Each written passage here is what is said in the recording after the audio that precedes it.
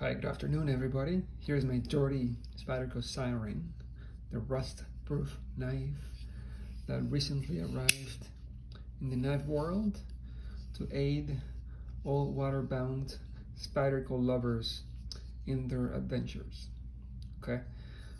Yes, it's a knife that I've had for a few months now. As you can tell, I've used it extensively, not just diving into coral reefs, which I have not done that, but mostly in the kitchen, cutting stuff open, enjoying the design, the comfort levels, the deep carry clips, and the blade performance, mainly. I really have enjoyed this piece.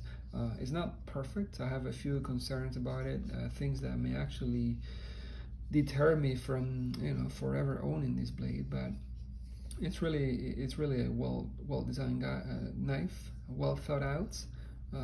So let's go over some of the things that I wanted to discuss with you guys. Again, thanks for joining me. It's really a pleasure for me to be in front of the camera or behind the camera showing you these pieces of gear for the audience that may be interested. I really take pleasure in that. Anyways, enough with boring discussion. Length is 8.73 total.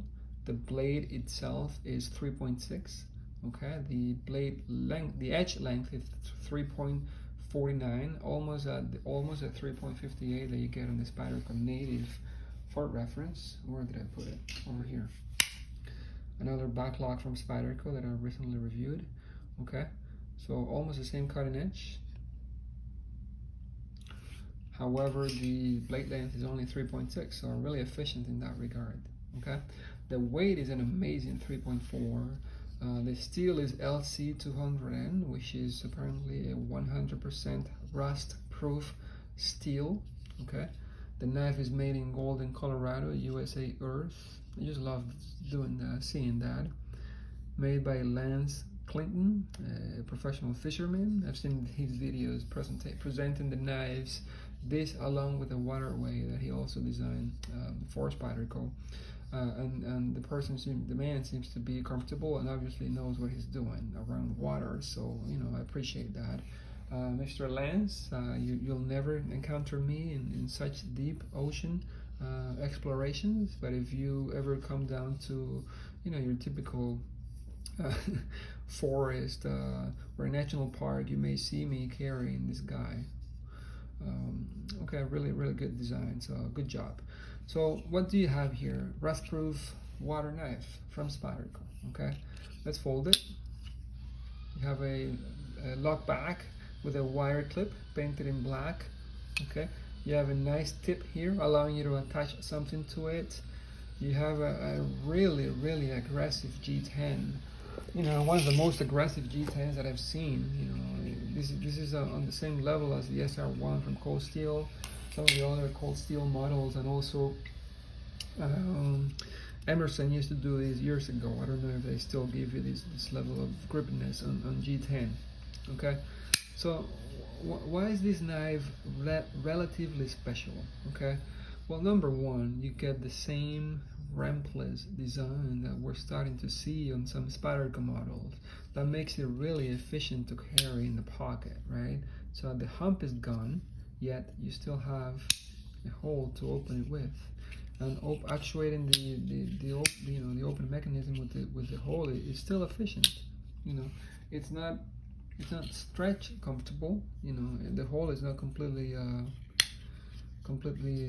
unobstructed by the handle, but it's still very easy to open, and there is a lot less tension to open it than there is on the stretch. The backlog is not the same level. So we come to one of my criticisms of the knife. There is a small blade play up and down. It's there, guys. I mean, we're going back to the Spyderco backlogs with blade play up and down, which I hope not to see again on these higher end models. The stretch doesn't have it. The native doesn't have it. They demonstrated years ago that they could do without the blade play up and down in this older model that doesn't have any blade play up or down. Here we go with a knife that's over $100 with up and down play. that makes me uncomfortable. Not because it's going to fold on me, but because of the higher quality of the higher expectations that were coming to these designs from a reputable maker. So I think that should not be there. That should not be there. I mean, get rid of it. You're capable of doing it for around the same price as the native. I haven't compared these prices lately, but I think the prices are similar last time I checked. Anyway, so that's one negative. Everything else is relatively positive. I wish that was deeper. That way, when I go to the beach, which I do often with my family, this would not show, the knife wouldn't show this tip here. I would prefer to see complete blackness. Okay, the lanyard hole, maybe think of a different place, maybe inside of like somewhere inside the body of the scale, not on the tip.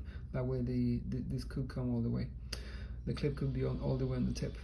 So that's one criticism. Other than that, it's really all positive. The blade is relatively thin. It's actually quite thin. Not a delicate tip, although it's getting there. Okay, really sharp edge here. You could throw a spark off of a ferro rod if you wanted to. And just the design, and it's so simple, right? If you remove the complexity that hole gives you on this look, isn't that a simple blade profile? Really classic, simple, and an effective drop point. A really proven design. The substantial belly coming up to the tip. Any flatness on the edge? Yes, there appears to be some flatness before the belly begins. So the blade here is really well accomplished. I don't have my Goddard with me. Actually, let me pause the video and get my Goddard. I think it deserves comparison. One sec. So you would think that the same person designed both knives, right? But we're looking at different makers here, okay? Different designers. But the blades are relatively similar, about the same length, 3.6 for both, okay?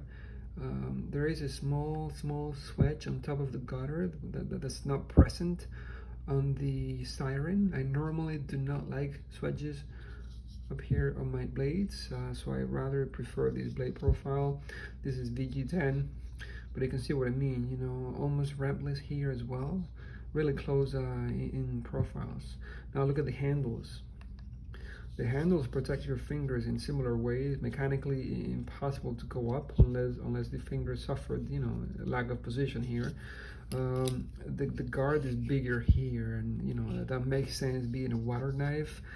The gripness of the handles are completely different in that this is F4N, and you can slip here if maybe you could if you were. It's great, but it's just not as high as here. But there's something to be said about the color of the Goddard. I mean, that's one of the selling points of the knife, and extreme lightweight here. Okay, lighter weight than this. Okay. All right, so that's a stable mate that looks like it. Let's flip the knife on this side and take a look at the interior. That blue on the handle scale is really pops. It's something refreshing and new that Spyderco is doing. I like it. Being a water knife, that blue is right at home, right? Okay, you can make your own conclusions about the fish logo that we have here. I'm not a fish expert by any means, but one thing that I've noticed is that fish that normally have that fin profile tend to swim the fastest. If you look at the fastest swimming fish, most of the top 5 or 10 have that similar evolutionary feature. The really high, tall, continuous fin all the way to the back. Okay, so Spyderco Siren, how's the action? The action is competent, it's competent. It's not stellar, but it's competent. I really like it. Can you flick it open? I don't think I've ever tried. It resists at the end. I don't know why, but it doesn't. I can't flick it open. So there you go. If I move my wrist, then yes. Okay. There's a lot of initial tension here in the lockback, and also some tension at the end. It could use some lube, and maybe that's the result of using this knife in the water a few times. And I've taken this blade to the beach quite a few times. and I've really enjoyed it. As a matter of fact, today or yesterday we had a shark attack, the first one in my neck of the woods in years and years. So in South Beach, the swimmer who was on a longboard or a surfing board, he was laying down in the water, just paddling with his arms. And a blacktip shark just put a gash in one of his legs, 8 inches long. He's okay apparently, but that just goes to show that for us knife lovers, it doesn't hurt to have company blade with you in the water, surrounded by sea monsters like a yakai, the ikoshi. you know what I'm talking about. All right, so just to wrap it up, good design from Spyderco and Mr. Lance Clinton. Okay, good effort. I like the philosophy behind it. The handle is just pure win. I haven't stressed it enough. This handle is designed to be comfortable, really long. It allows you to have gloves on, to have XL hands, and still be able to grip it comfortably. The handle is really a good design. Where I think the knife falls short a little bit is on the execution of the butt lock. I know I'm being picky here, but I would prefer to see a more competent lock that didn't rattle up or down like this one does. Okay, other than that and what I mentioned about the clip, it's good to go. It's a nice piece.